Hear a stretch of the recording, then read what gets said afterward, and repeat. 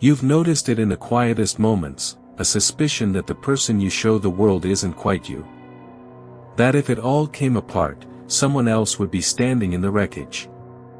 Jung believed that person is real. And he said you only meet them after everything you built has collapsed. Carl Jung didn't romanticize suffering. He watched it up close, in himself and in the patients who came to him hollowed out by their own lives. What he noticed was strange.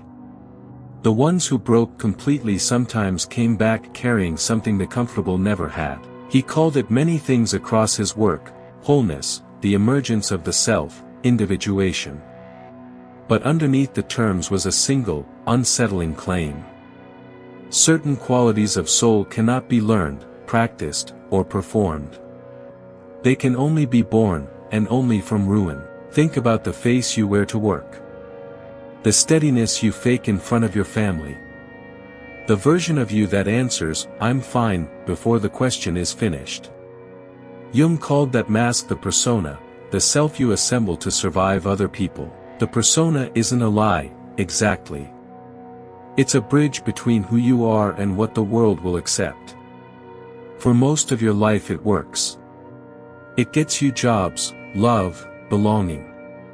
But it comes with a hidden cost you don't feel until the bill arrives. The cost is this: the more convincing your mask, the further you drift from what lies beneath it. You start defending the image instead of the person. You perform strength you don't feel and calm you don't have. And slowly, quietly, you become a stranger to yourself. Then something breaks. A marriage ends. A body fails. A career you gave your years to dissolves in a single afternoon. Or nothing dramatic at all, just a morning when you can't remember why you're doing any of it, and the mask won't go back on. Jung had a name for this too. He called it a confrontation with the unconscious, the moment the buried life rises up and refuses to stay buried. It rarely arrives politely.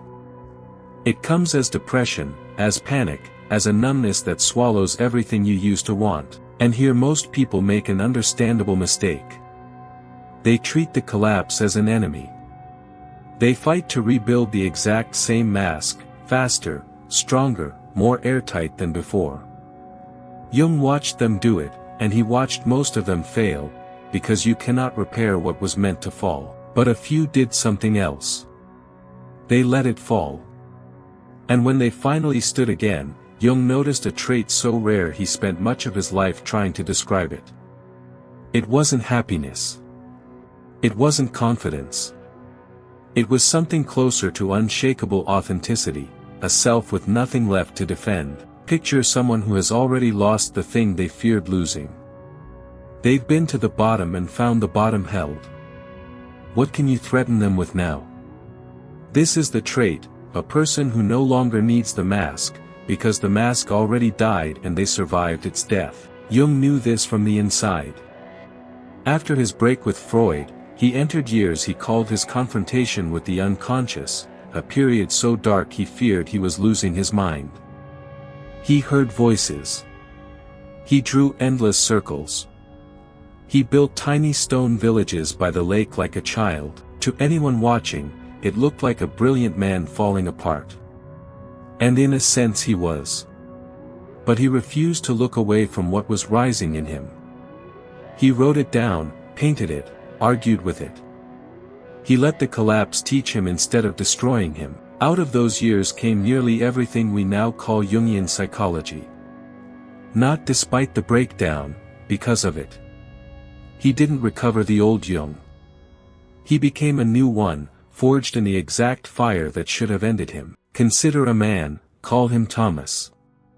For 20 years he was the provider, the steady one, the person everyone leaned on. Then the company closed, his savings vanished, and his wife left inside the same season. He described it simply: everything I used to point to and call myself was gone. For months Thomas did nothing anyone would admire. He slept. He grieved. He stopped answering the phone. But somewhere in that emptiness, a strange freedom crept in.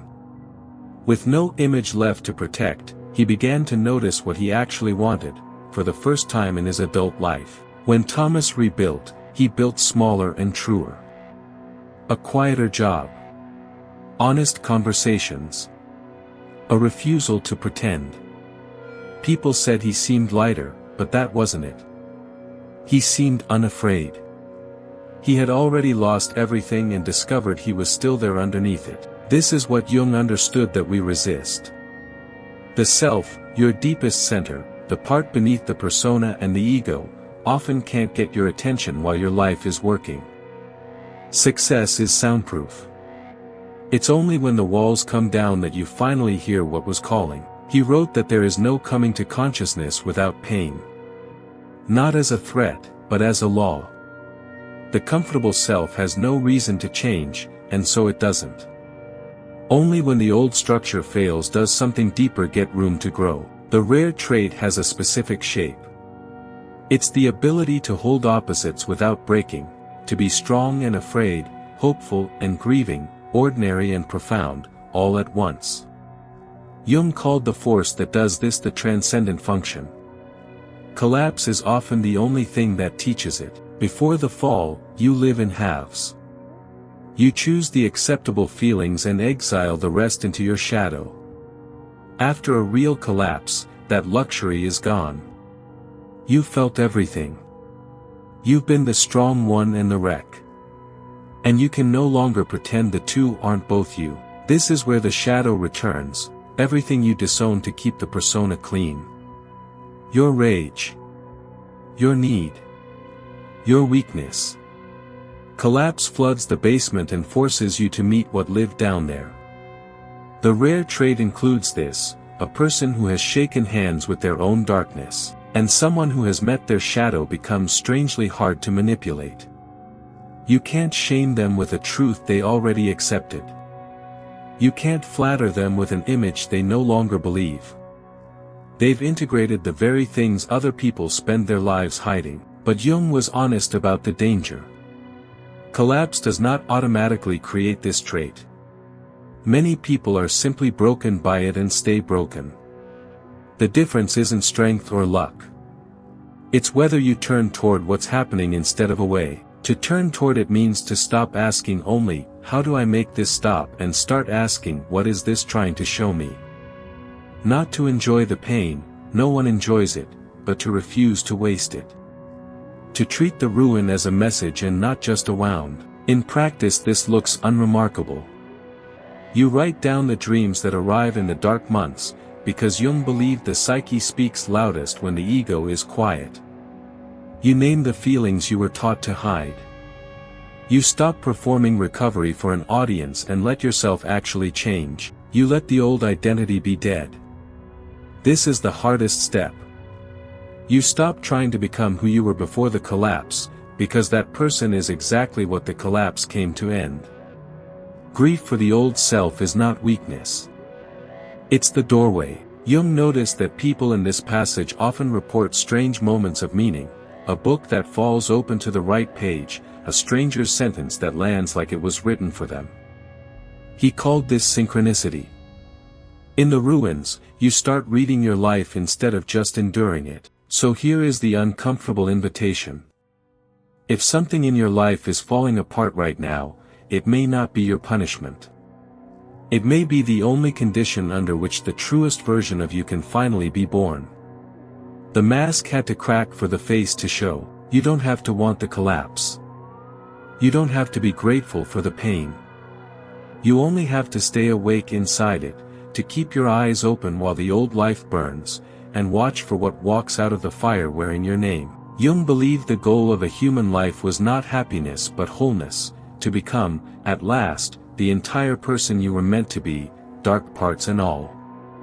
That wholeness is the rare trait.